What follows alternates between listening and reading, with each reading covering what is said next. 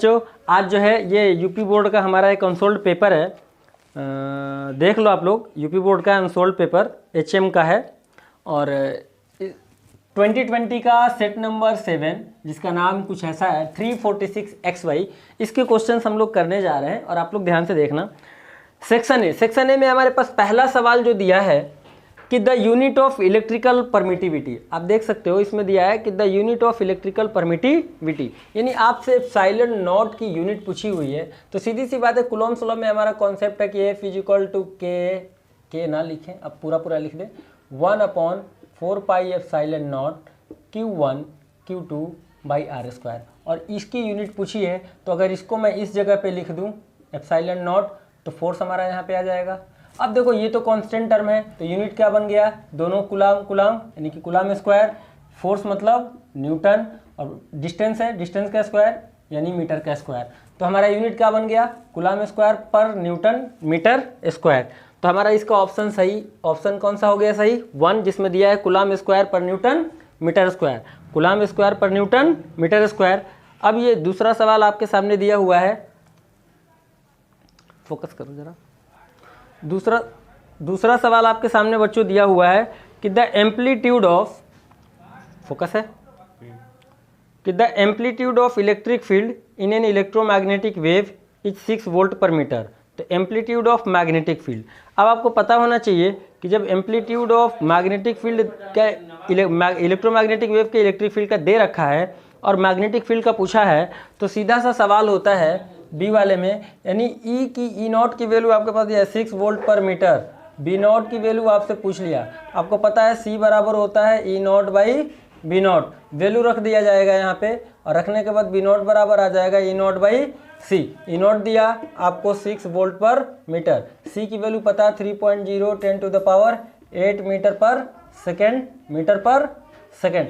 Simplify कर लेना, simplify करने के बाद आपके पास आंसर आ जाएगा 3 से ये कटा 2.0 इंटू 10⁻⁸, 2.0 इंटू 10⁻⁸ टेस्ला। अब हमारे पास सी वाला सवाल दिया है इसका कि सेल्फ इंडक्शन का हेनरी के इक्विवेलेंट क्या यूनिट हो सकता है। सेल्फ इंडक्शन का हेनरी के रिस्पेक्ट में, किसके रिस्पेक्ट में, हेनरी के रिस्पेक्ट में यूनिट पूछा है, हेनरी के रिस्पेक्ट में यूनिट पूछा है। तो हमने कहा भाई देख लेते हैं सेल्फ इंडक्शन का हेनरी के रिस्पेक्ट में क्या यूनिट हो सकता है। तो सबको पता है E बराबर होता है L di/dt। अब L बराबर हमारा फार्मूला क्या हो जाएगा, माइनस के साथ होता है, तो L बराबर क्या हो जाएगा कि E डिवाइडेड बाई di/dt। अब E हमारा क्या, L का यूनिट ही हमारा हेनरी होता है, L का यूनिट ही हमारा हेनरी होता है, तो ये हेनरी हो गया। E मतलब वोल्ट हो गया क्योंकि ये एमएफ है, और डी का मतलब हो गया अपॉन में, डी का मतलब हो गया एम्पियर, और dt का मतलब हो गया सेकेंड। तो आपको क्या मिल रहा है कि वोल्ट मिल गया, सेकेंड ऊपर आ गया यानी वोल्ट सेकेंड हो गया, और डिवाइडेड बाई एम्पियर हो गया। तो वोल्ट सेकेंड पर एम्पियर, वोल्ट सेकेंड पर एम्पियर इसका करेक्ट आंसर ऑप्शन है हमारा इसका दूसरा। उसके बाद हमारे पास सी हो गया। उसके बाद हमारे पास डी सवाल नंबर है, डस्टर देना भाई, दे दो, देखते चलो फटाफट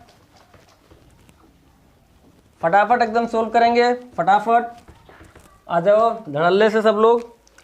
डी भाई हमारे पास, डी में हमारे पास दे रखा है radioactive substance decays to 1/16 of its initial value. तो अब मान लिया कि इनिशियल वैल्यू हमारा कितना है, कुछ है n0, और फाइनल हमारे पास दे दिया कि n0 का 16th हो गया, ने कहा हो गया। अब इन्होंने दिया है कि इन 40 डेज, और टाइम भी दे दिया है कि ये वैल्यू हुआ है कितने में, 40 डेज में। तो बोला है हाफ लाइफ बताओ भाई, हाफ लाइफ बताओ। हमने कहा फार्मूला हम लोगों ने होता है n बराबर n0 1/n, यहाँ से निकाल लो कि n/n0 इक्वल टू 1/2n, और n/n0 एक तरीके से आपके सामने कितना दे दिया है 1/16, या ऐसे भी कर सकते हो कि n की वैल्यू ये हमारा फाइनल वाला है, या इनिशियल, ये हमारा फाइनल है और ये हमारा इनिशियल है। तो फाइनल की वैल्यू हमारी कितनी है n0/16, इनिशियल कितना है n0, यहाँ कितना आ गया 1/2n, n0 से n0 कैंसिल, सिंप्लीफाई करो तो 1/16 आ गया। 1/16 को हम क्या लिख सकते हैं 1/2 के power 4, 1/2 cancel, n equal to कितना आ गया 4। आपको formula number of half life होता है, एन यहाँ पे क्या होता है, नंबर ऑफ हाफ लाइफ, और नंबर ऑफ हाफ लाइफ का फार्मूला होता है कि टी अपॉन टी हाफ, जो भी हमारा टोटल टाइम हो। आपको टी हाफ निकालना है, यानी कि टी हाफ बराबर हो गया total time divided by number of half life. Total time दिया है 40, नंबर ऑफ हाफ लाइफ आ गया 4, 4 से 40 काट दिया, आपका वैल्यू आ गया टी 10, यानी कि आपका हाफ लाइफ का आंसर क्या हो जाएगा 10। ऑप्शन नंबर चेक कर लो, दूसरा सही है, ऑप्शन नंबर दूसरा हमारा सही है, ऑप्शन नंबर दूसरा हमारा सही है। अब हमारे पास अगला सवाल दिया है कि wavelength of matter wave does not depend on, wavelength of matter wave does not depend on, matter wave के लिए ई वाला सवाल ध्यान दो। वेवलेंथ हमारा मैटर वेव का क्या होता है, एच अपॉन पी, लेमडा बराबर H upon mass into velocity, ठीक है। पी बराबर क्या होता है एम वी, पी बराबर क्या होता है एम वी। ध्यान से देखो ऑप्शन में दे रखा है मास वेलोसिटी मोमेंटम चार्ज, तो मोमेंटम पे भी डिपेंड करता है, मास पे भी डिपेंड करता है, वेलोसिटी पे भी डिपेंड करता है। एक चार्ज ऐसा ऑप्शन है, चार्ज पे वेवलेंथ हमारा डिपेंड नहीं करता। Option D is correct, option D is correct, option D is correct. इसके बाद हमारे पास नेक्स्ट सवाल दिया है कि a person can see up to 3 metre only, a person can see up to 3 metre only. अरे किताब सही हो जा भाई, आ जाओ भाई फटाफट आ जाओ।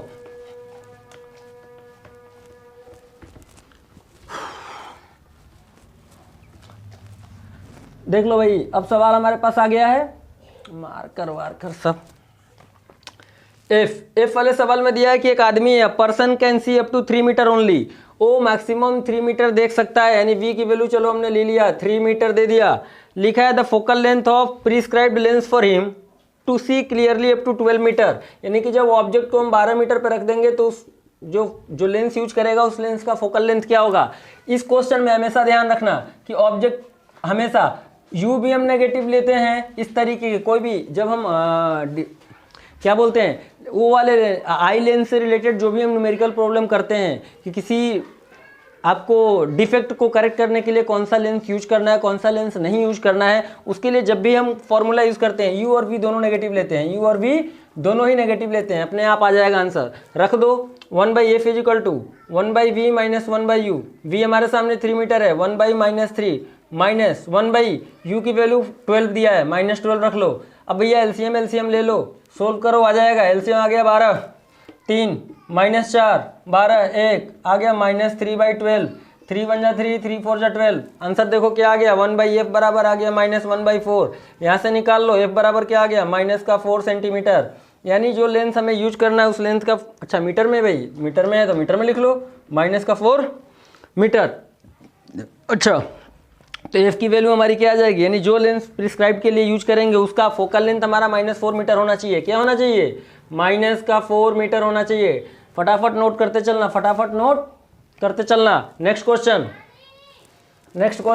एफ के बाद सेक्शन 1 कंप्लीट हो गया, सेक्शन ए कंप्लीट हो गया। अब चलते हैं हम लोग सेक्शन बी की तरफ।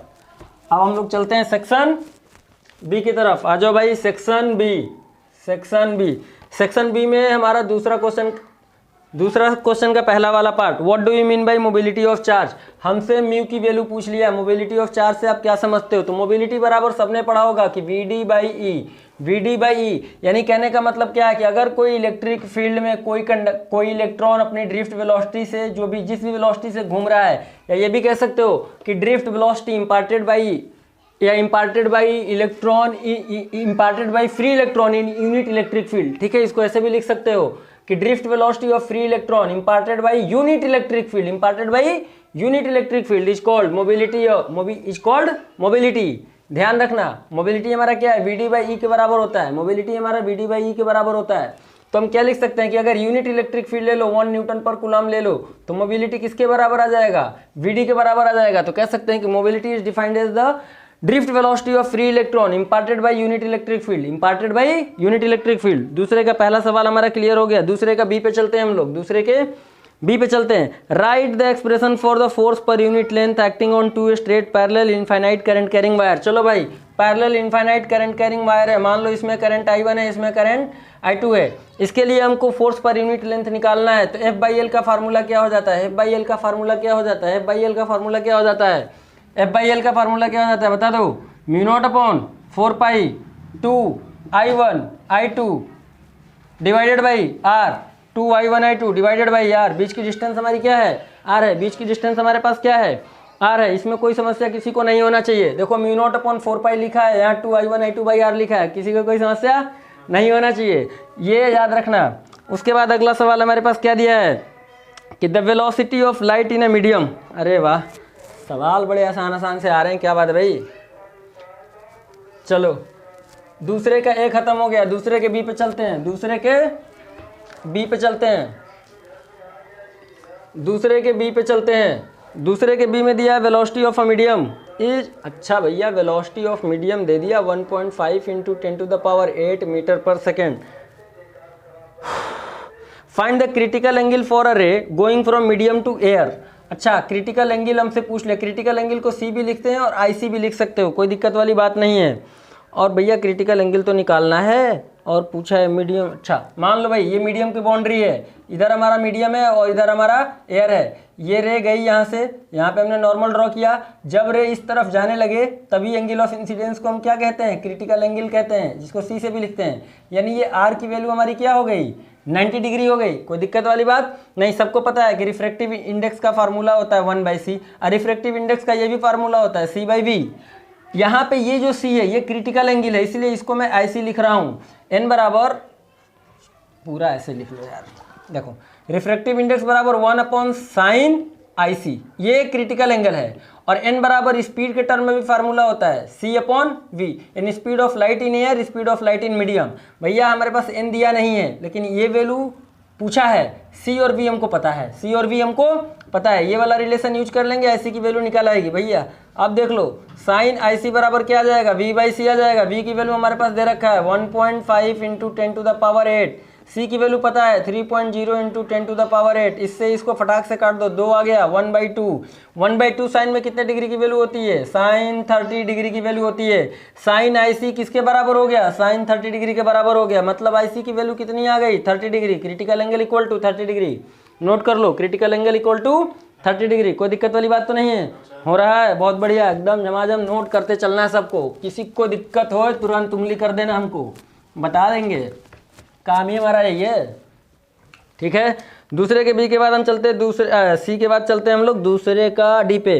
What is photodiode. अच्छा ऐसा भी कुछ है क्या भैया, फोटोडायोड क्या होता है, कौन बताएगा, कोई बताएगा कि हम ही बताएं, कोई बताएगा क्या होता है। अरे पता है तो बोल दो, नहीं पता है तो मत बोलो। हाँ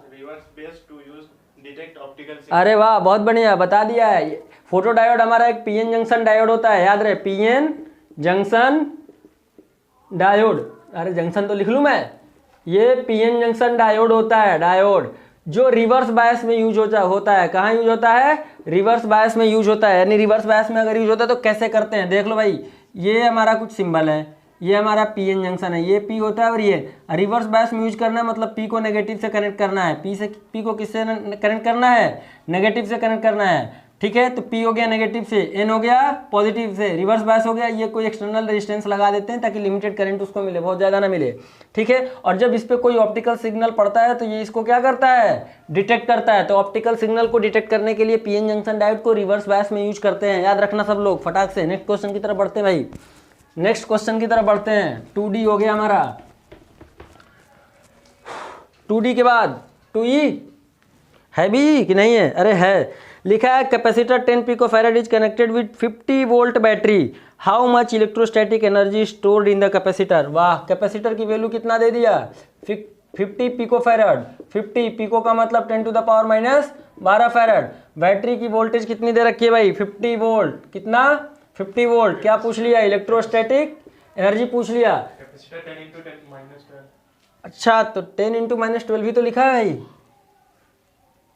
अच्छा 10 पिकोफैराड दिया है, हमने 50 लिख लिया है, चलो ये बात है, इसको 10 कर लेते हैं। लो खुश हो गए, खुशी एकदम झलकनी चाहिए। हमने 50 लिख लिया था, हमको लगा 50 लिखा है। अच्छा नज़र का धोखा इसे ही कहते हैं, इसीलिए चश्मा लगाए हैं, फिर भी धोखा हो रहा है, कोई बात नहीं, होने दो। U बराबर लगा दो फार्मूला, हाफ CV²। सी तुम्हारे सामने देखो यहाँ लिखा है, V तुम्हारे सामने देखो यहाँ लिखा है। भैया अगर इतना भी रख के सोल्व नहीं कर सकते हो तो पढ़ना बेकार है, 12वीं क्लास छोड़ दो, ड्रॉप आउट कर दो, जाके सब्जी वब्जी बेचो। नेक्स्ट क्वेश्चन, दूसरे का F, सिंपल वैल्यू है, रखना है, सोल्व करना है। दूसरे के F पे चलते हैं। दूसरे के F में लिखा battery of 12 volt EMF battery की दे दिया 12 वोल्ट।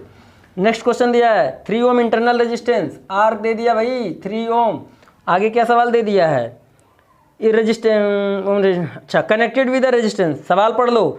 दूसरे केस में क्या, battery of 12 volt electromotive force and 3 ohm internal resistance is connected with resistance if the current in the circuit is 0.5 ampere. Okay, current की value दे दिया 0.5 ampere. What is the value of connected resistance, वाह connected resistance की value पूछ लिया, are की value भैया लगा दो, ये में बराबर आई इंटू आर प्लस आर। अब बताओ इसमें सारा वैल्यू दिया, ई तुम्हारे पास पता है, तुम्हारे पास पता है, और तुम्हारे पास पता क्या है, ये नहीं निकाल सकते हो, नहीं निकाल सकते हो तो कुछ मत करना, पढ़ाई वढ़ाई छोड़ दो, बता दिया मैंने। अगर वैल्यू रख के निकालो, रखना सिंप्लीफाई करना तुम लोगों का काम है, हेल्प आपके सामने है। ई के जगह रख दिया 12, आई हमारे पास आ गया 0.5, कैपिटल आर की वैल्यू नहीं पता अननोन, स्मॉल आर की वैल्यू 3 हो गया भैया, इसको आ जाएगा 12/0.5, डेसिमल हटाओ 0 आ गया, ये वाला 3 इधर आ गया माइनस में, इक्वल टू आर। अब सिंप्लीफाई कर लेना, अब इतना तो कर ही सकते हो, अरे नहीं कर सकते हो चलो ये भी निकाल देते हैं। 5 से 120 को डिवाइड कर दो भाई, 120 divided by 5 equal -3 equal to R. 5 से डिवाइड कर दो, 5 2 जा 10, 5 4 जा 24, -3 equal to 21 equal to R. R की वैल्यू आ गई 21 ओम। बोलो सही है कि नहीं है, सही है। अरे वाह, ऐसे कैसे नहीं सही हो सकता। लाओ भाई डस्टर दिए रहो, हाथ में लगता है, डस्टर को हाथ में बांध ले, हम मिटाने वाला कपड़ा हाथ में बांध लेते हैं तभी जाके बात बनेगी, लग रहा है बार बार जरूरत पड़ रहा है। दूसरा सेक्शन भी खत्म हुआ कि अभी भी बाकी है? अच्छा, सेक्शन भी खत्म हो गया। चलो भाई सेक्शन सी की तरफ बढ़ चलते हैं। सेक्शन सी पे हमारे पास पहला सवाल दे दिया है, तीसरे का दिया है इसमें भाई, ट्रूथ टेबल और सिंबल बनाना है नॉर गेट का। अच्छा, ये है नॉर गेट और इसका हमको चाहिए ट्रूथ टेबल, और क्या चाहिए, अच्छा फोटो भी इसका बनाना है, इसका फोटो भी बनाना है, इसका फोटो का मतलब याद रखना सिंबल बनाना है, ठीक है। फोटो का मतलब सिंबल बनाना है नॉर गेट का। भैया नॉर गेट का सिंबल कैसे बनता है, कुछ नहीं करना होता है, देखो सी थोड़ा सा उल्टा बना लिया, कोई दिक्कत नहीं है, ऐसा कर दिया, ऐसा कर दिया, और यहाँ गोला बना लो, 2 इनपुट ए और बी, एक आउटपुट वाई। बोलो हो गया कि नहीं हो गया। अब भैया इनपुट में हम कौन सी वैल्यू लिखते हैं, ए और बी, इनपुट में कौन सी वैल्यू लिखते हैं, फटाफट बताओ। 0 0 1 1। अरे भाई नीचे आ जा। और आउटपुट में कौन सा लिखते हैं, ये बी वाले में क्या लिखते हैं, पहला इनपुट में आपने बता दिया, ए में 0 0 1 1, बी में क्या लिखते हैं 0 1 0 1। अच्छा, अब आउटपुट क्या आ जाएगा इसका, आउटपुट क्या आ जाएगा, फटाफट बताओ आउटपुट क्या आ जाएगा, क्या 1 0 0 0। बोलो आ जाएगा कि नहीं आ जाएगा। अरे याद रखना है ये नॉर गेट है, नॉर गेट में कैसा कॉम्बिनेशन होता है, और प्लस नॉट का, और प्लस नॉट का, बात याद रखना। यानी और वाले का, यानी ध्यान रखो ये जो नॉर गेट है बेटा, ये बनता है और प्लस नॉट से, यानी और वाले का जो आउटपुट है, और का जो आउटपुट है वो हमारा नॉट के लिए क्या काम करता है, इनपुट का काम करता है, बात याद रहे। बस बड़ा आसान सा कॉन्सेप्ट होता है, ये सब कर लोगे तुम लोग आसानी से। तीसरे का ये हो गया, अब तीसरे के बी पे चलते हैं। तीसरे का ये सब नोट कर लो, फिगर सिंबल ये रहा, फोटो ये रहा, और ट्रूथ टेबल ये रहा नॉर गेट का। तीसरे के बी में क्या सवाल है, जल्दी बताओ। न्यूमेरिकल है, अरे वाह, कैसा न्यूमेरिकल है भाई। तीसरे के बी में न्यूमेरिकल क्या है, at a place the vertical component of earth magnetic field is 0.3 gauss. अच्छा, वर्टिकल मैग्नेटिक फील्ड की वैल्यू दे दिया 0.3 गॉस, हॉरिजॉन्टल कंपोनेंट पूछ लिया, और टोटल मैग्नेटिक फील्ड की इंटेंसिटी भी पूछ लिया, है ना भैया लगा। अच्छा, कुछ एंगल भी तो दिया होगा, एंगल ऑफ डिप दिया रखा है 45 डिग्री, एंगल ऑफ डिप दे रखा 45 डिग्री। डायरेक्ट फार्मूला लगा दो कि tan थीटा बराबर क्या होता है, BB by BH। tan 30, tan 45 की वैल्यू 1 आ गया, तो BB किसके बराबर हो गया, BH के हो गया। यानी BB और BH की वैल्यू कितनी आ गई, 0.3 गॉस। अब B निकालना है, B का फार्मूला क्या होता है, √BB square plus √BH square. V represent vertical component of earth magnetic field, H represent horizontal component of earth magnetic field. याद रहेगा कि नहीं रहेगा, याद कर लेना भाई, नहीं याद करोगे तो ऐसे कैसे काम चलेगा। BB हमारा क्या है, vertical component of earth magnetic field, BH क्या है, horizontal component of earth magnetic field, B क्या है, नेट इंटेंसिटी। भाई क्या है, नेट इंटेंसिटी है अर्थ की, है ना। चलो आगे बढ़ते हैं। तीसरे का सी सवाल, ये भी कोई न्यूमेरिकल है क्या, न्यूमेरिकल ही हो तो ज़्यादा अच्छा है। बहुत बढ़िया। तीसरे का सी, न्यूमेरिकल दिया है। न्यूमेरिकल में फोटो देख लो। सबसे पहले कुछ ऐसा बना है, ये आ गया बी, ये आ गया ए। ये दिया बच्चे 3 ओम, ये दिया 8 ओम, ये दिया 6 ओम। अब देखो इनका खुराफात, यहाँ से ले गए यहाँ पे, और यहाँ एक और रेजिस्टेंस इन्होंने लगा दी। रेजिस्टेंस में क्या लगा दिया? 3 ओम। और खुराफात देखते जाना, एक खुराफात यहाँ पे भी हुआ, यहाँ पे भी रेजिस्टेंस कितना लगा दी? 6 ओम। बच्चे ऐसा जब भी सवाल मिल जाए, ऐसा जब भी मिल जाए, 1 2 3 रजिस्टर पहले वाले से लेके यहाँ तक या फिर यहाँ से लेके यहाँ तक, ये समझ लो ये P है, ये Q है, ये R है और ये S है, और ये पॉइंट जो है ना ये डायगोनल है, ये डायगोनल है। समझ में आ रहा है कि नहीं समझ में आ रहा है? नहीं समझ में आ रहा है तो कोई बात नहीं। ये व्हीट स्टोन का है एक फिगर, किसका है? व्हीट स्टोन वाला फिगर है। व्हीट स्टोन में P और Q का रेशियो चेक करो, P/Q कितना आएगा? 1:2 आएगा कि नहीं? R/S का रेशियो चेक करो, कितना आया? 1:2। मतलब क्या है कि इस एटम का कोई मतलब हमारा यहाँ नहीं है। जब एटम का कोई मतलब नहीं है तो ये दोनों सीरीज में हो गए, ये दोनों सीरीज में हो गए। 3 + 6 कितना आ गया? 9 ओम। 3 + 6 कितना आ गया? 9 ओम। इसका सर्किट डायग्राम में अब हमारे पास बचा क्या? केवल ये बचा कि 9 ओम इधर, ये बचा ए और ये बचा बी। 9 ओम इधर, 9 ओम इधर। तो resistance between A and B, दोनों रेजिस्टेंस आइडेंटिकल है कि नहीं? तो वैल्यू डिवाइडेड बाई 2 सीधा आ जाएगा कितना? 4.5 ओम। बोलो आंसर आया कि नहीं आया? आ गया। आना भी चाहिए, नहीं आएगा तो बताना तुम। नोट कर लो फटाक से। जब भी इस तरीके का फिगर मिले समझ लेना कि ये कुछ व्हीट स्टोन टाइप का है। पहले रेशियो चेक कर लेना, रेशियो बराबर आ रहा है तो ठीक, नहीं आ रहा है तो स्टार डेल्टा मेथड लगा देना। इसके लिए मेरा डिस्क्रिप्शन में लिंक डाल दूंगा व्हीट स्टोन का कॉन्सेप्ट, उसमें बैलेंस और अनबैलेंस व्हीट स्टोन ब्रिज का कॉन्सेप्ट बाकायदा न्यूमेरिकल सहित बता रखा है हमने, तो वहां जाके चेकआउट कर लेना। ठीक है बच्चों, आगे बढ़ते हैं। अगला सवाल क्या है? तीसरे का डी। तीसरे का डी, अरे रिजॉल्विंग पावर काहे का रिजॉल्विंग पावर है? आँख का, कान का, नाक का, गला का, माइक्रोस्कोप का, टेलीस्कोप का? भैया देख लेते हैं हम। तीसरे का D, right the formula for the resolving power of a microscope, how will the resolving power of microscope भी इंक्रीज। अरे बाप रे बाप, ऐसा भी कुछ सवाल होता है। चलो भाई, तीसरे का D, resolving power of microscope. Resolving power of microscope, तो रिजॉल्विंग पावर ऑफ माइक्रोस्कोप का फार्मूला क्या होता है बताएगा कोई? 1.22 lambda upon 2 sine alpha, 2 sine alpha. अब देखो बेटा, यहाँ पे ऐसा कुछ फिगर होता है कि ये हमारी लेंस होती है, यहाँ पे हमारा ऑब्जेक्ट होता है, और ऊपर से हम क्या करते हैं? देखते हैं। तो ऑब्जेक्ट और लेंस से अगर देखा जाए तो कुछ ऐसा कोण बनता है ना, और ये फोकस पे रखते हैं। ये ऑब्जेक्ट को कहाँ रखते हैं? लेंस के फोकस पे रखते हैं। तो ये रेज हमारी ऐसे निकल गई, यहाँ से अपना आँख लगा के अपना देखते रहना। तुम लोग देख रहे हो माइक्रोस्कोप के, ठीक है भाई, फोकस पे रखेंगे तभी में थोड़ा एक्स्ट्रा लार्ज बनेगी। ठीक है, हमको दिखाई भी देगी। चलो आगे आगे बात समझते हैं। अब देखो, हाफ ये एक कोन टाइप का बन गया। यहाँ से आप ध्यान से देखो तो ये कुछ स्ट्रक्चर कैसा बन गया? कोन टाइप का बन गया कि नहीं बन गया? जब कोन बन गया तो हाफ एंगल जो होता है ना, इसी को हम अल्फा लिखते हैं, इसी को हम अल्फा लिखते हैं। और आपको पता होना चाहिए कि साइन अगर नीचे लिया हुआ है तो ये वाली वैल्यू जितनी छोटी होगी, ये वैल्यू जितनी छोटी होगी, ये जितना स्मॉल होगा, हमारा रिजॉल्विंग पावर उस माइक्रोस्कोप का उतना ही लार्ज होगा। और ये स्मॉल तभी होगा जब इसके लिए जो अल्फा है ये भी स्मॉल हो। तो अल्फा जितना स्मॉल होगा, यानी हाफ कोन एंगल, अल्फा क्या है? हाफ कोन एंगल, ये जितना स्मॉल होगा साइन की वैल्यू उतनी ही छोटी होगी, और जितनी ये वैल्यू छोटी होगी रिजॉल्विंग पावर उतना ही ज़्यादा इंक्रीज होगा। और इसमें सवाल इंक्रीज ही करने वाला तो था, मैं देख लूँ फिर से एक बार, कहाँ गया? सवालों नहीं मिल रहा हमको। तीसरे का डी, अच्छा तीसरे का डी यहाँ रहा, इंक्रीज, हाँ इंक्रीज ही का क्वेश्चन है।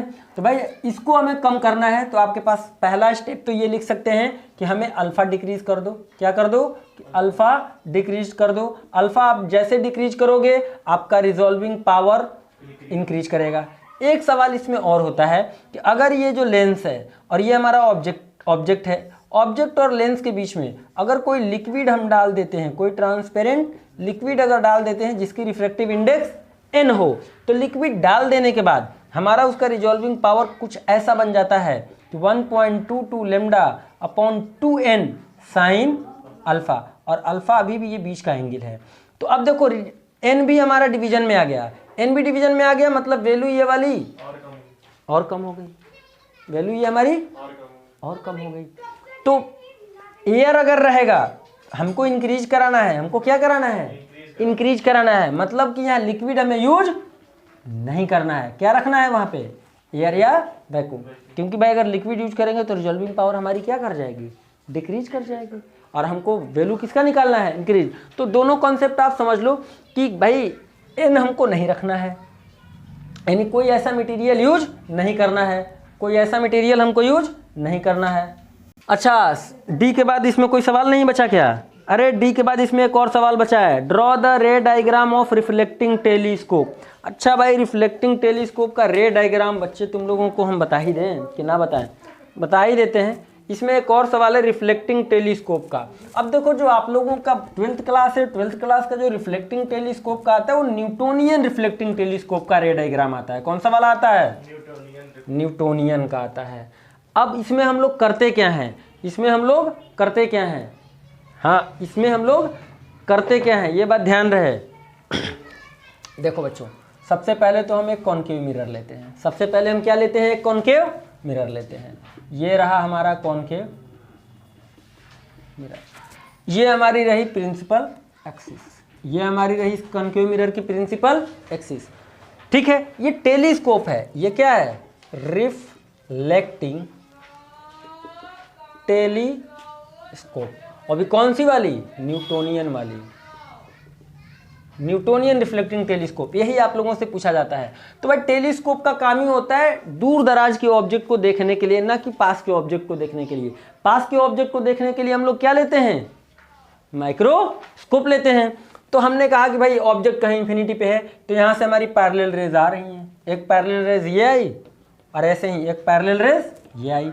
अब पैरेलल रेज कहाँ मिलती हैं, पैरेलल रेज कहाँ मिलती हैं, फोकस पे मिलती हैं। तो देखा जाए तो ये रिफ्लेक्ट होगी कुछ ऐसे, ये रिफ्लेक्ट होगी कुछ ऐसे मिलेगी। अब यहाँ पे होता है तिगड़मबाजी, यहाँ पे क्या होता है, तिगड़मबाजी।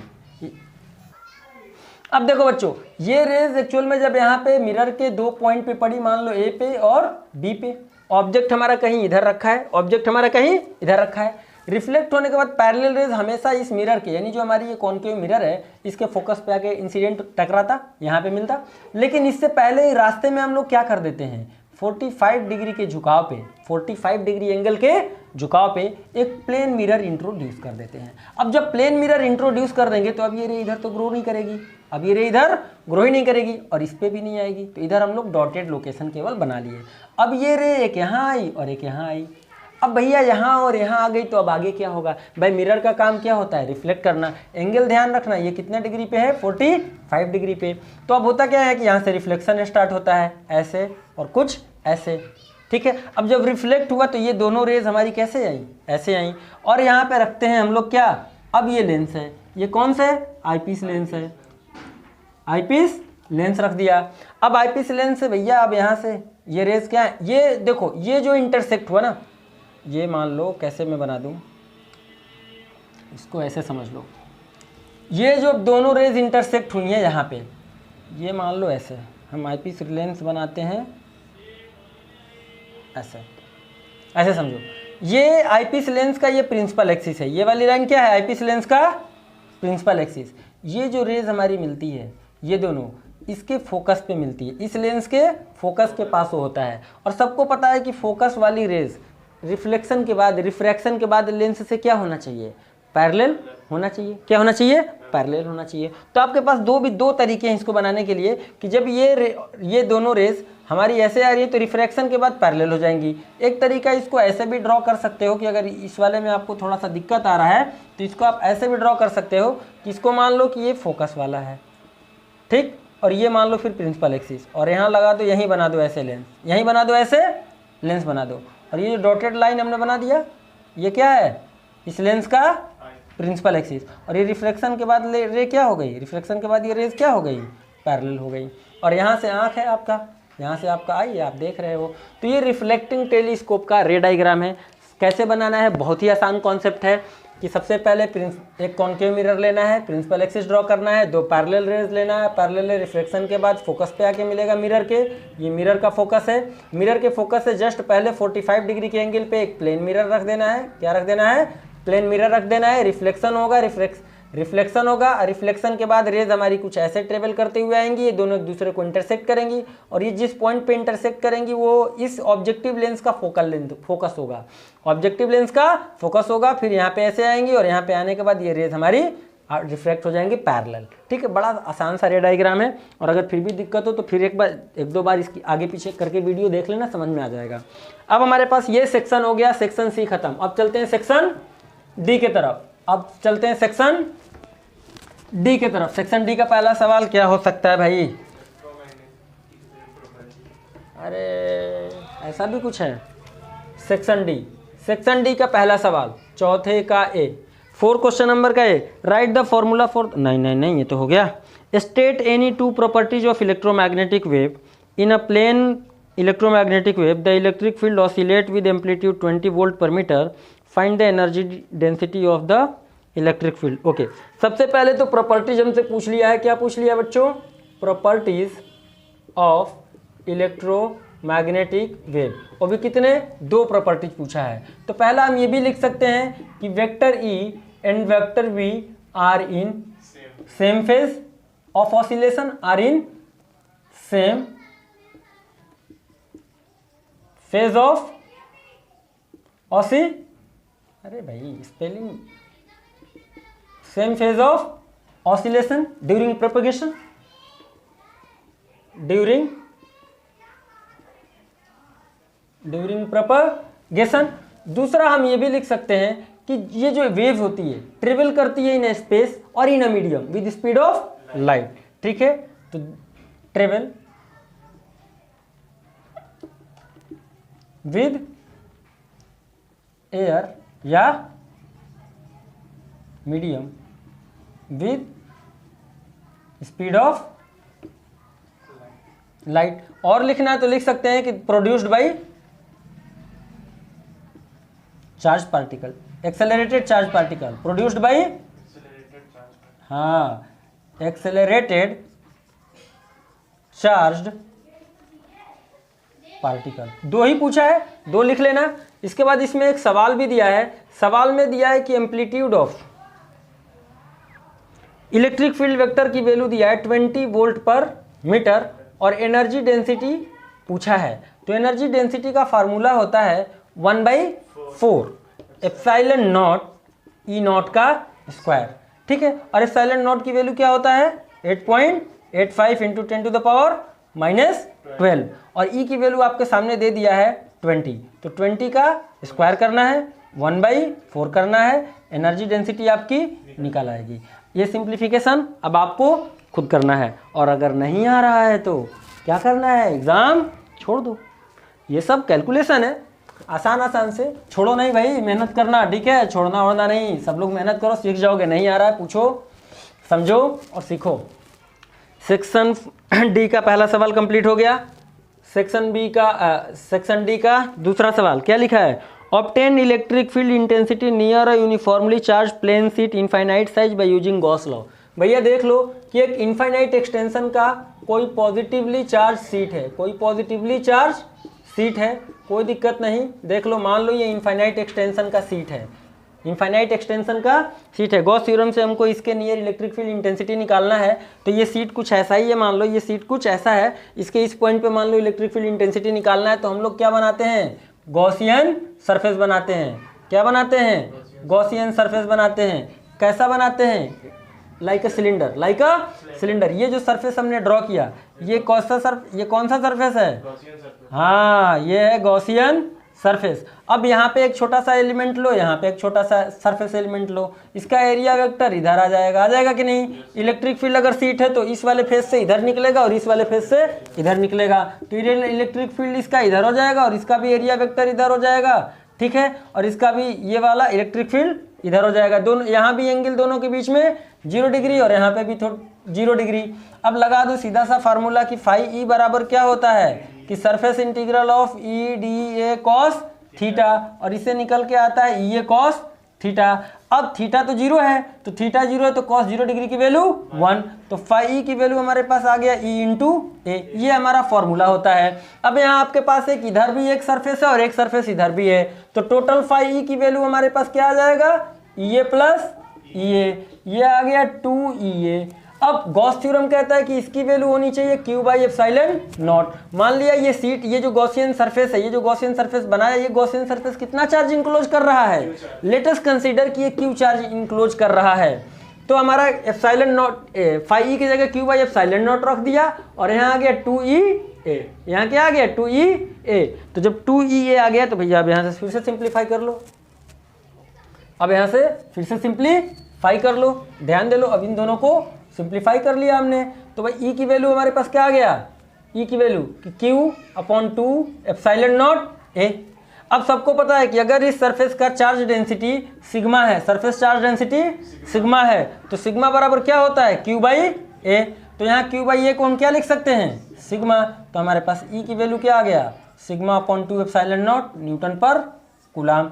ठीक है, कुछ नहीं करना होता है बच्चों, आपको सिर्फ एक सरफेस बनाना है। सरफेस बनाने के बाद आपको उसके साइड, मतलब गॉसियन सरफेस के लिए जिस पॉइंट पे, जिस नज़दीक पॉइंट पे आपको निकालना, मान लो हमको यहाँ P पे निकालना था और इस तरफ वाले पॉइंट P डैश पे निकालना था, तो पॉइंट ले लेना है, उससे पास होने वाला गॉसियन सरफेस ड्रॉ कर लेना है और गॉसियन सरफेस के लिए सरफेस इंटीग्रल लगा के इलेक्ट्रिक फ्लक्स निकाल लेना है।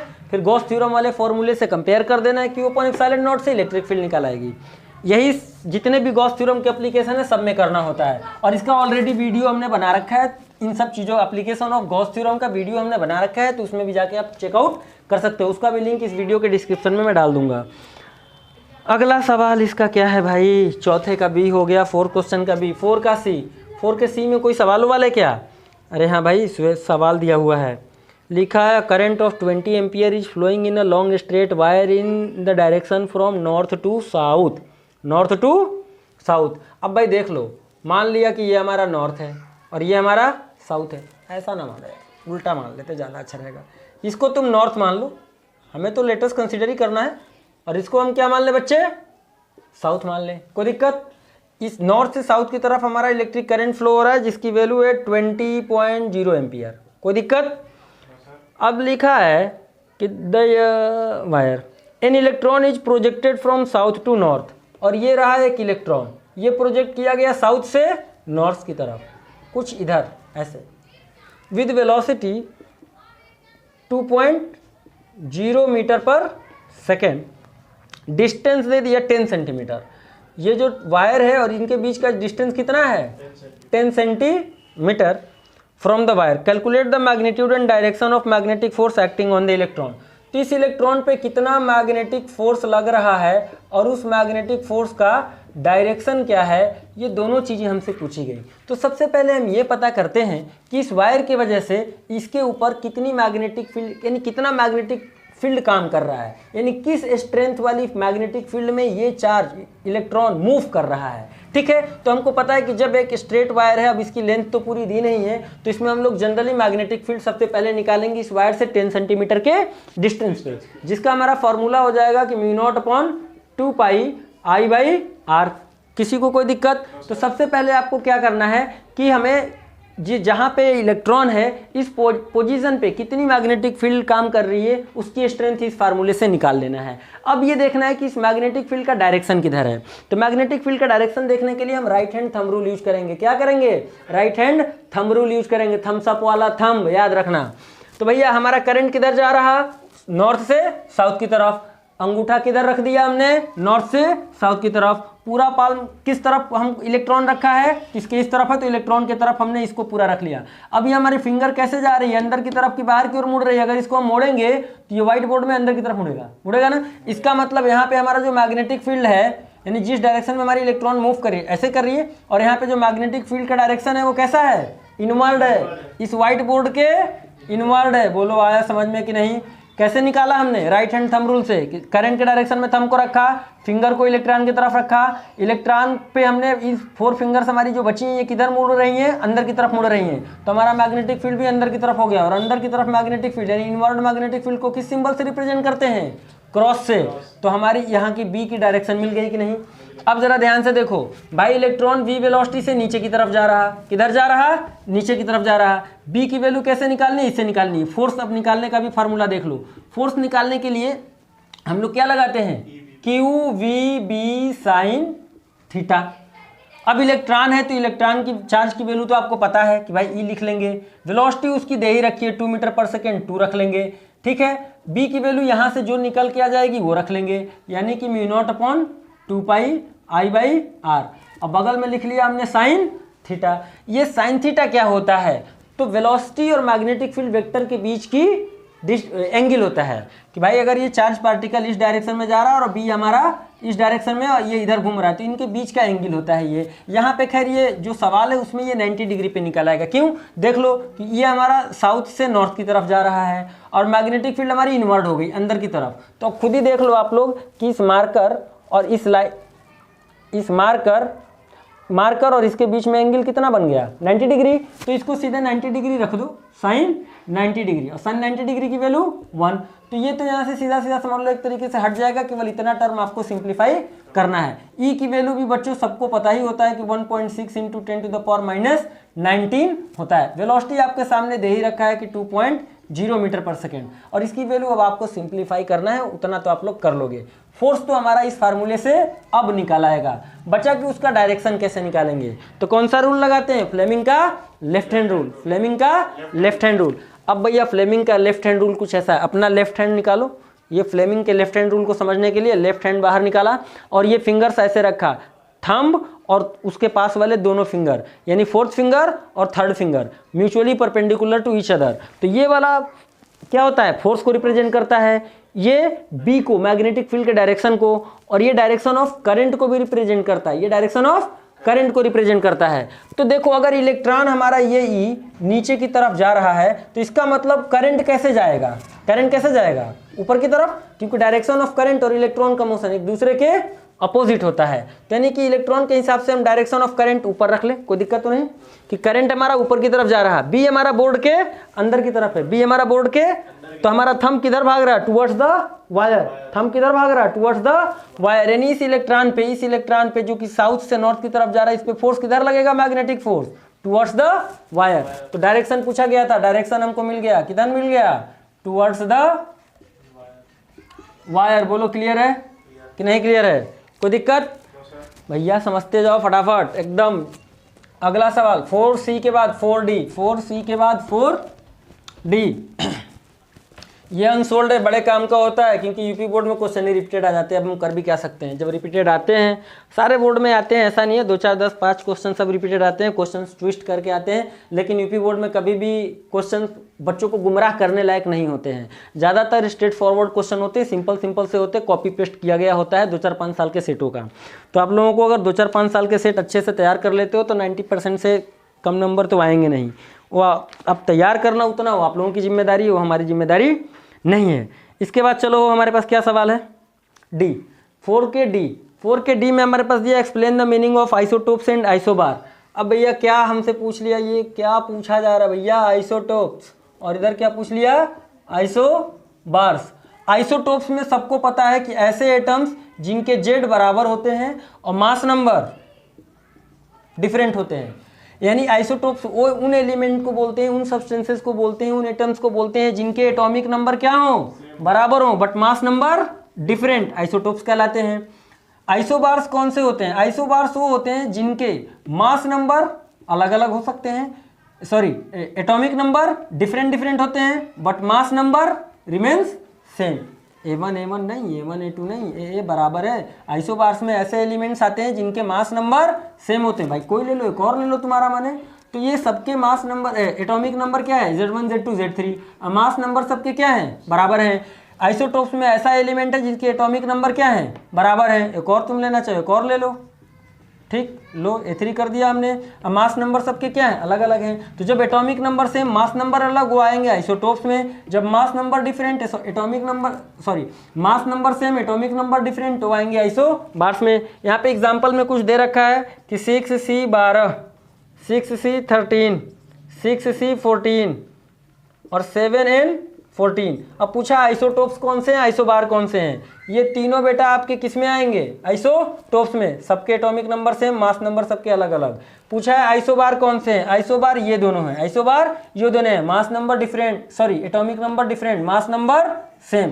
तो ये दोनों हमारे क्या है, आइसोबार से आइडेंटिफाई हो गया, ये क्वेश्चन सोल्व हो गया। ठीक है, अब नेक्स्ट क्वेश्चन की तरफ चलते हैं। इसके बाद है ई, चौथे का 4 का ई पार्ट, 4 के ई पार्ट, 4th का ई पार्ट। ई पार्ट में हमारे पास क्या दिया है वो, डी ब्रोगली प्रिंसिपल। अच्छा what do you mean by de Broglie principle. अच्छा डी ब्रोगली प्रिंसिपल क्या होता है, डी ब्रोगली प्रिंसिपल। इन्होंने यही तो बताया था कि जो चार्ज पार्टिकल अगर मूव कर रहा है तो वो क्या कंटेन करेगा, वेव नेचर शो करेगा। अगर कोई भी मैटर वाले पार्टिकल्स मूव करते हैं तो कौन सा नेचर शो करेंगे, वेव नेचर शो करते हैं। इनका यही एक स्टेटमेंट था। अब अगला सवाल इससे रिलेटेड क्या दिया है, डी ब्रोगली इक्वेशन। अच्छा write down de Broglie equation. De Broglie equation में इन्होंने लिखा लेमडा बराबर H upon M V, lambda बराबर एच अपॉन एम वी, क्योंकि डी ब्रोगली वाली मैटर वेव वाले कॉन्सेप्ट जब आप पढ़ोगे तो उसमें केवल वेवलेंथ के ही फार्मूले मिलेंगे। उसके बाद अगला इसमें क्या है, अच्छा एक सवाल भी दे दिया कि what potential must be applied to an electron microscope to produce an electron beam of wavelength 0.41 angstrom. बहुत बढ़िया, इन्होंने वेवलेंथ दे दी कि 0.41 एंगस्ट्रॉम, अप्लाइड वोल्टेज की वैल्यू पूछ लिया, यही है ना। Yes sir. और इसी वाले सवाल में इसी वाले कॉन्सेप्ट से तो यहाँ पे लेमडा बराबर हम क्या कर लें 12.27 divided by root applied voltage, angstrom में होता है। इसको चेंज करने की कोई जरूरत नहीं है, खाली वैल्यू रख लेना और सिंप्लीफाई कर लेना है। आंसर इसी से आपका निकल आएगा। लेमडा की जगह भाई 0.41 यहाँ रख लिया, एंगस्ट्रॉम में ये भी, एंगस्ट्रॉम में ये फार्मूला भी होता है, दोनों कट जाएंगे तो कोई चेंजेस करने की जरूरत नहीं पड़ेगी। रूट वी दिया है तो यहाँ से ऐसे निकाल लो, चाहे कि रूट वी बराबर 12.27 डिवाइडेड बाई लेमडा। ठीक है, स्क्वायर कर लो दोनों तरफ, वी हट जाएगा, रूट हमारा हट गया। अब आ गया 12.27 divided by lambda into lambda, यानी 0.41 इंटू 0.41 मल्टीप्लाई कर लेना, डिवाइड कर लेना, आंसर जो आ जाएगा उतना ही वोल्ट हमारा आंसर हो गया। कोई दिक्कत वाली बात नहीं ना। इसके बाद का सवाल, इसके बाद हमारे पास क्या दिया है, इलेक्ट्रिकल कंडक्टिविटी भी दे दिया, कुछ और है। अच्छा, derive an expression for the electric field intensity due to an electric dipole in broad side on position. इसका भी वीडियो हमने बना रखा है, इसका भी लिंक मैं डिस्क्रिप्शन में डाल दूंगा। उसके बाद 5 का बी, ये 4th खत्म हो गया, 4th हमारा खत्म हो गया। 5 का ए सवाल जो दिया, ब्रॉड साइड ऑन पोजीशन के लिए इलेक्ट्रिक डाइपोल का हमसे क्या पूछा गया है, इंटेंसिटी ऑफ इलेक्ट्रिक फील्ड। इसका लेक्चर वीडियो ऑलरेडी मैं बना चुका हूँ, डिस्क्रिप्शन में वीडियो का लिंक मैं डाल दूंगा। तो 5 का ए के बजाय 5 का बी पे चलते हैं। 5 के बी में हमारे पास दिया है डिफाइन इलेक्ट्रिकल कंडक्टिविटी, यानी ये सिग्मा को डिफाइन करना है। सिग्मा हमारा होता है reciprocal of resistivity, reciprocal of resistivity is called electrical conductivity. अब लिखा है अगला सवाल, calculate the electrical conductivity of the material whose length. अच्छा, लेंथ दे दिया इन्होंने 3 metre, area of cross section दे दिया इन्होंने 0.02 mm square, has a resistance is equal to 2m। Conductivity इन्होंने हमसे पूछ ली। सिंपल है बात बेटा कि सब लोग जानते हो कि R बराबर होता है रो L बाई ए, तो यहाँ से रो निकाल लो, तो रो बराबर आ गया RA बाई L। अब इसको सिग्मा निकालना है तो सिग्मा बराबर 1 बाई रो, यहाँ पे ये वैल्यू रख दो तो L अपॉन RA आ गया। लेंथ भी दिया, A भी दिया, R भी दिया, सब कुछ तो नोन है, वैल्यू सब्स्टिट्यूट करना है और आंसर निकालना है। एक चीज़ ध्यान रखना है कि लेंथ हमारा मीटर में दिया है और एरिया ऑफ क्रॉस सेक्शन हमारा mm स्क्वायर में दिया है, तो एरिया ऑफ क्रॉस सेक्शन को मीटर स्क्वायर में चेंज कर लेना। 0.02 इंटू 10⁻⁻6 मीटर स्क्वायर आता है। यानी हमेशा ध्यान रखना कि 1 mm स्क्वायर जो होता है 10⁻³ मीटर स्क्वायर के बराबर होता है। ठीक है, 1 mm स्क्वायर 10⁻³ मीटर स्क्वायर के बराबर होता है। तो इतना mm है तो 10⁻6 हो जाएगा। ठीक है, अरे sorry 6, 1 mm square 10⁻6 metre square के बराबर होता है। 1 mm स्क्वायर 10⁻6 मीटर स्क्वायर के बराबर होता है, तो इसीलिए 10⁻6 हमने मल्टीप्लाई कर दिया। अब आगे चलो, ये सवाल इससे हो जाएगा, कोई दिक्कत वाली बात नहीं है। अगला सवाल हमारे पास क्या दिया है, prove that the self inductance of a long solenoid is L is equal to इतना, where L is length of solenoid, A is area of cross section, N is number of turns per unit length. वाह बहुत बढ़िया। 5 का सी question देखो भाई, 5 का सी question देखो, 5 का सी क्वेश्चन। इसमें हमारे पास दिया है कि एक लॉन्ग सोलेनोइड है, ये क्या है भाई, लॉन्ग सोलेनोइड का फिगर ऐसे ही होता है ना, कुछ अलग से होता है? अच्छा नहीं होता है, चलो। और इसकी टोटल लेंथ इन्होंने क्या दे दी, एल है। इसका एरिया ऑफ क्रॉस सेक्शन यहाँ का क्या दे दिया, ए, यानी ये एरिया ऑफ क्रॉस सेक्शन कितना है, ए है। भाई मार्कर जरा दो, दूसरा दो मार्कर, दूसरा मार्कर दो भाई, इसमें जरा इंक डाल देना बच्चे, डालो। ये देखो एरिया ऑफ क्रॉस सेक्शन यहाँ पे कितना दे दिया, ए दे दिया। और एक और चीज़ दे दिया है कि यूनिट लेंथ में, मान लो ये यूनिट लेंथ है, 1 यूनिट लेंथ है, और इसमें नंबर ऑफ टर्न कितना दिया है, एन है। तो हमको प्रूफ करना है कि लॉन्ग सोलेनोइड का सेल्फ इंडक्टेंस की जो वैल्यू है वो आएगी mu naught N square A L. चलो भाई निकालते हैं। देखो बेटा, सबसे पहले तो हमको इस लॉन्ग सोलेनोइड के अंदर कितनी मैग्नेटिक फील्ड होती है ये पता होना चाहिए, ये हमको पता होना चाहिए, क्योंकि जो हमारा सेल्फ इंडक्शन का फार्मूला होता है वो कहता है कि n into 5b divided by I. तो हमको क्या निकालना है भाई, टोटल नंबर ऑफ टर्न। मान लेते हैं हम कि यहाँ से यहाँ तक में ये जो टोटल नंबर ऑफ टर्न यहाँ से यहाँ तक में है वो टोटल नंबर ऑफ टर्न हमारा n है। तो इससे रिलेटेड फ्लक्स की वैल्यू हमको पता होनी चाहिए। तो सबसे पहले हम b की वैल्यू निकालेंगे। क्यों? क्योंकि 5b निकालने के लिए 5b का हमारा फार्मूला ही होता है b इंटू ए इंटू कॉस थीटा। ठीक है, तो हमको लॉन्ग सोलेनोइड के लिए b की वैल्यू पता होती है। लॉन्ग सोलेनोइड के केस में b की वैल्यू पता होती है। b की वैल्यू कितनी आती है लॉन्ग सोलेनोइड के केस में, तो म्यू नॉट एन आई। कितना आता है, म्यू नॉट एन आई। अगर आप लोगों ने पढ़ा है तो अच्छी बात है, और अगर आप लोगों ने नहीं पढ़ा है तो याद रखना कि लॉन्ग सोलेनोइड के अंदर हमारी मैग्नेटिक फील्ड की वैल्यू इतनी आती है, जबकि इसके इंड पे अगर हम मैग्नेटिक फील्ड की वैल्यू निकालते हैं तो इसकी आधी आती है, हाफ म्यू नॉट एन आई। ठीक है, इंड पर कम होता है और उसके सेंटर में यानी इन बिटवीन काफ़ी ज़्यादा होता है, जो कि इतना निकल के आता है। तो हमको ये वाली वैल्यू यूज नहीं करनी है, ये मैंने आपको खैर लिख दे रहा हूँ इंड के लिए। बी इंड की वैल्यू होती है हाफ बी सेंटर के बराबर। अभी सेंटर वाली वैल्यू कितनी हमने लिखी, म्यू नॉट एन आई होती है। तो ये चीज़ आप लोगों को पता होना चाहिए, इसलिए सीधे अब हम कॉन्सेप्ट पे लेके चलते हैं और इसकी वैल्यू निकालते हैं कि हमारे पास एल का फॉर्मूला है कि एन 5b बटे में आई, एन 5b बटे में आई। तो एल एन हो गया, 5b की जगह हमने लिख लिया b into A upon I, N हो गया। ठीक, 5b b की वैल्यू, तो b की वैल्यू हमारी कितनी होती है, तो mu naught N I. Area of cross section, area of cross section divided by I, तो आई से आई कैंसिल हो गया। अब हमारे पास बचा क्या, N mu naught N I, sorry I तो कट गया, ए बटे में कुछ नहीं, बटे में कुछ नहीं। अब हमारे पास number of turn per unit length दिया है, तो number of turn per unit length का मतलब n बाई एल। ठीक है, n की वैल्यू होती है n बाई एल। तो हमें यहाँ से n की जगह देखें तो n इंटू एल आ जाएगा कि नहीं आ जाएगा। ठीक है, सीधी सी बात है, ये फार्मूला ऐसे आता है कि आप सोचो कि 1 मीटर में मान लो 10 टर्न है। ठीक है, तो ये जो 1 मीटर है ये है आपका यूनिट लेंथ, ये क्या है यूनिट लेंथ, और ये जो 10 टर्न है ये आपकी क्या है स्मॉल एन की वैल्यू। तो अब हम कहें कि 10 मीटर में कितना टर्न होगा, तो 10 मीटर में ये आपका टोटल लेंथ हो गया। 10 मीटर क्या है टोटल लेंथ, तो 1 मीटर में आपको कितना टर्न मिल रहा था 10, तो 10 मीटर में कितना मिलेगा 10 इंटू 10 टर्न मिलेगा कि नहीं मिलेगा। तो ये जो है ये आपकी कैपिटल एन की वैल्यू है, ये 10 इंटू 10 क्या है टोटल टर्न है 10 मीटर वाले की, है ना। तो ये जो 10 क्या था ये स्मॉल एल था, और ये 10 क्या है स्मॉल एन है। तो सीधी सी बात है, जो कैपिटल एन की वैल्यू होती है वो लेंथ और number of turn per unit length के प्रोडक्ट के बराबर होती है। तो यहाँ से हम ये जो हमारा फॉर्मूला आ गया कि हमारा L is equal to N mu naught N A. अब इस एन के जगह हम क्या रख देंगे एन इंटू एल। अब आ गया म्यू नॉट एन ए।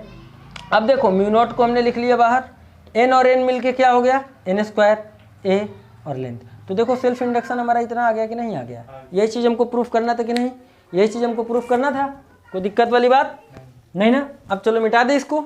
5C के बाद हमारे पास क्या है 5D, अच्छा, इसका और भी है। अच्छा, इसका और ही लायक सवाल है कि कुछ अलग है?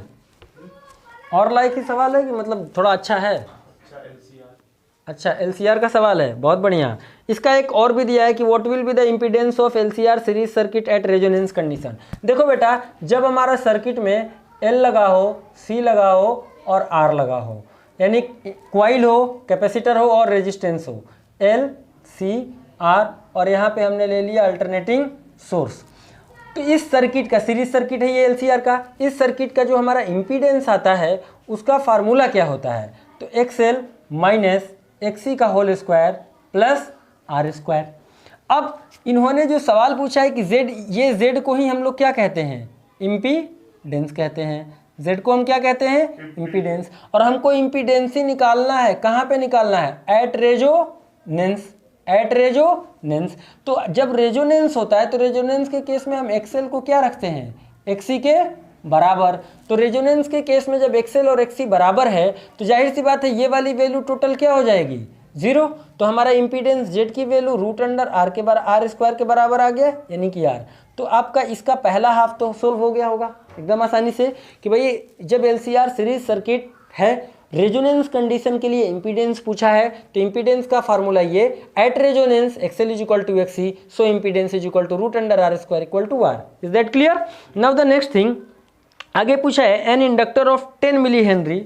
अच्छा, इंडक्टर की दूसरा पार्ट इसका दिया है। दूसरे पार्ट में इसमें सवाल पूछा है कि 10 मिली हेनरी का एक इंडक्टर है, is connected in series with the resistance of variable capacitance and AC source of frequency 2.0 kilo hertz.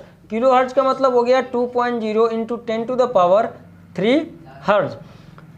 तो what should be the value of capacitance so that maximum current में flow into the circuit. अच्छा, हमको capacitance की value निकालनी है कब? जब हमको करंट मैक्सिमम मिले सर्किट में।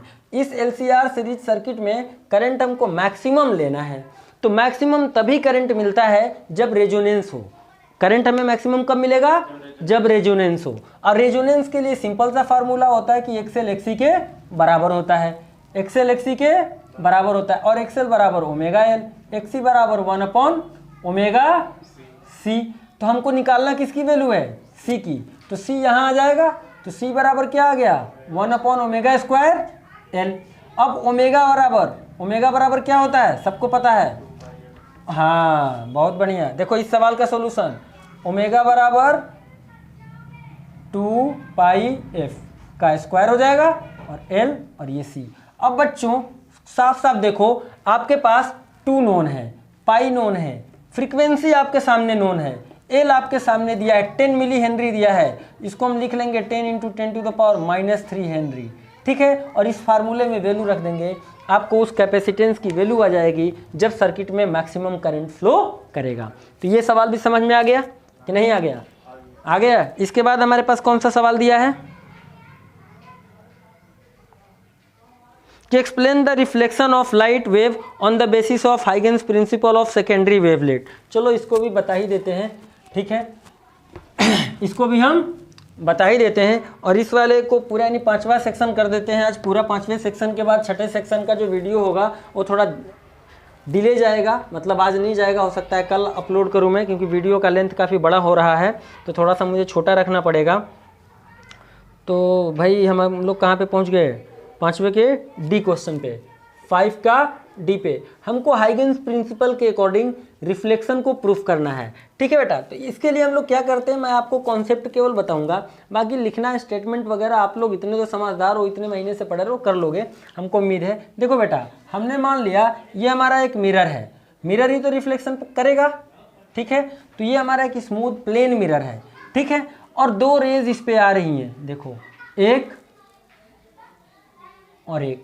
मान लिया ये रे का नाम क्या है A और इस रे का नाम क्या है B। 2 rays are incident on mirror, नाम रख दिया M1 M2। और ये किस पॉइंट पे इंसिडेंट किए हैं? A वाली रे A पे इंसिडेंट की है और B वाली A' पे इंसिडेंट की है, ठीक है। अब देखो यहाँ पे, अगर हम यहाँ और इस पर से अगर हम एक परपेंडिकुलर डाल दें, इस पर से हम क्या डाल दें? एक परपेंडिकुलर। इस पॉइंट का नाम हमने क्या रख लिया? B। तो देखो ये वाला जो ए बी है हमारा, इसको हम लोग बोलते हैं इंसिडेंट वेव फ्रंट। क्या बोलते हैं? इंसिडेंट वेव फ्रंट, ठीक है। और ये वाला जो है नॉर्मल है, ठीक है, N1। इंसिडेंट रे और नॉर्मल के बीच का एंगल क्या होता है? Angle of incidence. जब आप ज्योमेट्री लगाओगे, जब आप ज्योमेट्री यूज करोगे, तो आपको ये ये जो ए बी है, ये ऑलरेडी ये जो ए बी है इस बी ए डैश वाले पे क्या है? परपेंडिकुलर है, ठीक है। तो सीधी सी बात है कि यहाँ से ये एंगल भी हमें क्या है मिलेगा? 90 डिग्री। और 90 डिग्री ये मिला तो इतना एंगल हमको क्या मिलेगा? 90 माइनस आई, 90 माइनस आई। और यहाँ से ये एंगल हमारा कितना है? 90 है। तो अब 90 में से फिर जब इसको सब्ट्रैक्ट करेंगे तो इतना एंगल हमको क्या निकल के आएगा? आई। आया ना? तो ज्योमेट्री से हमने वही बोला अभी आपको कि पूरा यहाँ ज़्यादा छोटा सा फिगर है, छोटे से में समझना है कि अगर ये एंगल हमारा आई है तो ये जो इंसिडेंट वेव फ्रंट है ये इस मिरर वाले के साथ भी जो एंगल सब्सटेंड करता है वो कितना होता है? आई होता है, ठीक है। तो ये इंसिडेंट वेव फ्रंट है। ए बी हमारा क्या है? अब समझो आप कि इस वाले पाथ पे का जो पार्टिकल है यहाँ इंसिडेंट कर गया, तो इस रे का जो पार्टिकल है अभी कहाँ पहुँचा है? बी पे। अभी कहाँ पहुँचा है? बी पे। जरा रेड मार्कर देना भाई, रेड मार्कर पकड़ाओ, हाँ थैंक यू। अब देखो, अब ये वाला रे ए वाला ये तो इंसिडेंट हो गया ए पे, बी वाला अभी कहाँ पे है? स्मॉल बी वाला बी पे। ये इधर ट्रेवल करेगा और ये रिफ्लेक्ट होके इधर ट्रेवल करेगा, करेगा कि नहीं? ए वाला रिफ्लेक्ट होके इधर ट्रेवल कर गया, बी वाला यहाँ से इंसिडेंट करके यहाँ पे आया, कोई दिक्कत? अब जब ये यहाँ पे आया तो ये भी तो आगे कुछ डिस्टेंस बढ़ गया होगा कि नहीं? पूरी तरह से रिफ्लेक्ट हो गया। अब ये यहाँ से रिफ्लेक्शन स्टार्ट करेगा।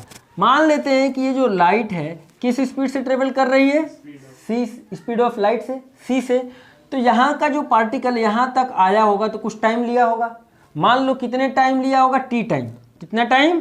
T time. और टी टाइम में यहाँ का पार्टिकल पहुँचते पहुँचते ए डैश तक पहुँचा। तो बी से ए डैश की डिस्टेंस की अगर हम बात करें तो कितना होना चाहिए? स्पीड इंटू टाइम, यानी कितना हो गया? सी इंटू टी। बोलो हुआ कि नहीं सी टी? कोई दिक्कत? सिमिलरली जो पार्टिकल यहाँ से यहाँ पहुँचने में पहुँचा इतना डिस्टेंस ट्रेवल करके टी टाइम में, तो यहाँ वाला पार्टिकल रिफ्लेक्ट होकर भी तो उतने टाइम में कुछ आगे गया ही होगा कि नहीं गया होगा? वो भी तो उतना ही डिस्टेंस ट्रेवल किया होगा क्योंकि मीडियम सेम है। तो टी टाइम में यहाँ वाला पार्टिकल भी कहीं यहाँ आ गया होगा। अब अगर इसको हम इससे ज्वाइन कर देते हैं तो अब देखा जाए तो इस पॉइंट का नाम हमने क्या रखा? B dash. क्या रखा? तो जो ए से बी यानी ए से बी डैश की जो डिस्टेंस है, तो ये डिस्टेंस और ये डिस्टेंस आपस में क्या होनी चाहिए? बराबर होनी चाहिए, क्योंकि ये भी एक पार्टिकल द्वारा ट्रेवल किया गया डिस्टेंस है टी टाइम में और ये भी उसी इंस्टेंट पे ट्रेवल किया गया डिस्टेंस है टी टाइम में, with the same speed and same time.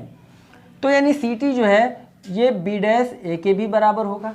तो अब देखा जाए तो यहाँ पे दो ट्राइंगल बन गया। और अब ये जो ए डैश और बी डैश है ये वाला, इसको हम लोग क्या बोलेंगे? Reflected wave front. क्योंकि अब सारे पार्टिकल्स इस पे लाई करने वाले रिफ्लेक्ट हो चुके हैं मिरर पे आके, यानी कि ऐसा हो गया है बेटा कि ये इंसिडेंट वेव फ्रंट जो था ए बी, ये ऐसे इसका पार्टिकल इधर आया और ये ऐसे ऐसे आगे बढ़ रहा है। अब कंप्लीटली सारे रिफ्लेक्ट हो गए और अब ये रिफ्लेक्ट होके सारे जाएंगे। So this is the reflected wave front. अब इस पे लाई करने वाले सभी पार्टिकल यानी यहाँ बीच में जितनी भी रेज आ रही हैं सारे पार्टिकल रिफ्लेक्ट होके इस लाइन पे आ चुके हैं और अब यहाँ से सेम फेज में रिफ्लेक्ट होके आगे बढ़ते चले जाएंगे। तो अब हमको क्या करना है? अब यहाँ पे जब रिफ्लेक्ट हुआ तो यहाँ पे भी हम नॉर्मल ड्रॉ करें। अब नॉर्मल और रिफ्लेक्टेड रे के बीच में एंगल क्या है? आर। तो ज्योमेट्री लगाओगे तो ये एंगल भी आपको क्या मिलेगा? आर मिलेगा। अब देखो यहाँ पे दो ट्राइंगल है, दोनों ट्राइंगल को मैं अलग अलग बना लेता हूँ। ठीक, ऐसा कुछ है, ए डैश और एक है बी, दूसरा हमारा है ए डैश और बी डैश। ये एंगल दोनों का 90 डिग्री है, दोनों का 90 डिग्री है। ये डिस्टेंस भी यहाँ सी टी है और यहाँ से ये डिस्टेंस भी हमारा सी टी है और ये साइड कॉमन, यानी कि ये साइड और ये साइड भी कॉमन। ये एंगल हमारा आई है और इधर से ये एंगल हमारा आर है और ये राइट एंगल है, ध्यान रहे ये क्या है? राइट एंगल है। तो देखा जाए तो भाई इसके लिए ये सामने वाला ये परपेंडिकुलर है और ये हाइपोटेन्यूज, तो अगर देखा जाए तो साइन आई बराबर हमें क्या मिला, साइन आई बराबर अगर हम निकालेंगे तो ये परपेंडिकुलर है और ये हमारा हाइपोटेन्यूस है। ठीक है, इसको थोड़ा अगर इसमें दिक्कत हो रहा है तो इसको ऐसे समझ लो। अब परपेंडिकुलर लग रहा है, यस कोई दिक्कत तो नहीं, पहले नहीं लग रहा था लेकिन अब लग रहा है। अच्छा, तो साइन आई बराबर perpendicular C T divided by hypotenuse A dash, कोई दिक्कत तो नहीं। अच्छा, अब यहाँ से निकालो साइन आर, तो साइन आर बराबर ये परपेंडिकुलर यानी कि यहाँ भी सी टी और हाइपोटेन्यूस यहाँ भी ए डैश। तो देखा साइन आई की वैल्यू और साइन आर की वैल्यू आपस में क्या है, बराबर है। तो इसका मतलब साइन आई और साइन आर भी तो आपस में क्या होंगे, बराबर होंगे। यानी कि जब साइन आई साइन आर बराबर है, इसका मतलब कि एंगल आई और एंगल आर आपस में क्या है, बराबर। ये प्रूफ करता है कि नहीं स्नेल्स लॉ ऑफ रिफ्लेक्शन को। तो हो गया लॉ ऑफ रिफ्लेक्शन, और कुछ इसमें ज़्यादा करना नहीं होता है। ठीक है, और इसमें एक और क्वेश्चन आता है रिफ्रैक्शन का भी, तो रिफ्रैक्शन वाला भी आप लोग अपने आप से तैयार कर लेना। तो 5D हो गया। अब इसमें कौन सा एक और क्वेश्चन बचा है, 5E। 5D के बाद कुछ नहीं है, 5 में एक और सवाल है 5E। इसमें एक और सवाल है 5E। 5E में देखो बेटा दिया है कि the work function of a metal is 4.0 electron volt. Work function को W से लिखते हैं, 4.0 इलेक्ट्रॉन वोल्ट वर्क फंक्शन दिया है। The x-ray of wavelength lambda is equal to 100 angstrom. ये एक्सरेज है कोई जिसका वेवलेंथ दिया है 100 angstrom, allowed to fall on the metal, यानी ये कोई मान लो मेटल है और इस मेटल पे हमारा ये एक्स रेज क्या कर रहा है, इंसिडेंट कर रहा है। ठीक, और जब ये इंसिडेंट करेगा तो इस मेटल के सरफेस से इजेक्शन ऑफ इलेक्ट्रॉन स्टार्ट हो जाएगा, यानी इलेक्ट्रॉन का इमिशन स्टार्ट हो जाएगा। अब ये इलेक्ट्रॉन का इमिशन तब होगा जब ये मेटल ऑलरेडी वर्क फंक्शन के बराबर एनर्जी कंज्यूम करेगा, तब कोई इलेक्ट्रॉन इसमें से ट्रांसमिट होगा। और ये तो यहाँ पे जो एनर्जी इंसिडेंट हो रहा है उसको हम क्या लिखते हैं, ये लिखते हैं। चलो इतनी बात अभी समझ लो, आगे क्वेश्चन देख लो। लिखा है calculate the maximum kinetic energy of the emitted electrons. Kinetic energy के मैक्स निकालना है इमिटेड इलेक्ट्रॉन के लिए। तो सीधी सी बात है, जो टोटल एनर्जी फॉल कर रहा है, ये टोटल एनर्जी दो हिस्सों में स्प्लिट होता है, एक तो as a work function of metal और दूसरा मैक्सिमम काइनेटिक एनर्जी के फॉर्म में। हमको मैक्सिमम काइनेटिक एनर्जी निकालना है, तो हमने लिख लिया अल्बर्ट आइंस्टाइन वाला रिलेशन कि E बराबर वर्क फंक्शन प्लस के मैक्स। अब के मैक्स निकालना है तो के मैक्स बराबर क्या हो गया, incident energy minus work function. अब इंसिडेंट एनर्जी के लिए केवल हमारे पास एक चीज़ दिया हुआ है, वो है वेवलेंथ। तो भैया एनर्जी बराबर क्या होता है, hc बाई लेमडा, लगा दो hc by lambda minus work function.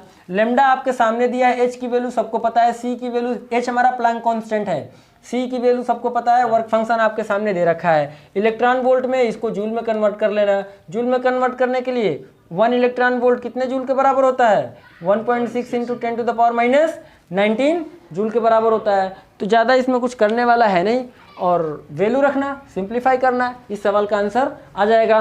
बाकी इसमें अब बचे हैं हमारे पास 1 2 3 4 अरे 6 3 9 क्वेश्चन अभी और बचे हैं, 3 क्वेश्चन अभी और बचे हैं। 6 क्वेश्चन में 2 पार्ट हैं, 7th में हमारे 2 पार्ट हैं, 8th में 1 और 9th में 2 पार्ट हैं। तो ये सारे क्वेश्चन अब हम लोग नेक्स्ट वीडियो में करेंगे, लेकिन होप तो करेंगे ज़रूर। ठीक है, और इतना सारे बच्चे जितने भी हमारे व्यूवर्स हैं सबको तैयार कर लेना है अच्छे से। और इस सेट का पूरा पहले सॉल्यूशन हम करेंगे। ये जो सेट है आपको फिर से बता दे रहा हूँ, ये 2020 का HM पब्लिकेशन का अनसोल्ड पेपर है। 2020 सेशन में सेट नंबर 7 है, जिसका नाम कुछ 346XY करके है। उसके सॉल्यूशंस आज हम लोगों ने किए हैं। सब लोग तैयार रखना ये सब, क्योंकि यूपी बोर्ड में होता ही यही है कि बेसिकली रिपीटेड क्वेश्चन ही साल दर साल इलाहाबाद माध्यमिक बोर्ड हमारा पूछता रहता है बच्चों से। तो इस तरीके से अगर हम आप लोगों को 3 4 5 सेट करा देते हैं और उसको अगर आप तैयार कर लेते हो तो 90% मार्क्स से अबव आप लोग एग्रीगेट स्कोर कर सकते हो। अबव 90% आप एग्रीगेट स्कोर कर सकते हो। बाकी राइटिंग पे थोड़ा सा ध्यान देना, नीट एंड क्लीन लिखने की कोशिश करना। ठीक है बच्चों, तब तक के लिए हमारे जैसे सभी शिक्षकों का आशीर्वाद लेते रहना। ठीक, और मेहनत से पढ़ाई करो, और फिर मिलेंगे हम लोग नेक्स्ट वीडियो में रिमेनिंग क्वेश्चंस के साथ। जय हिंद।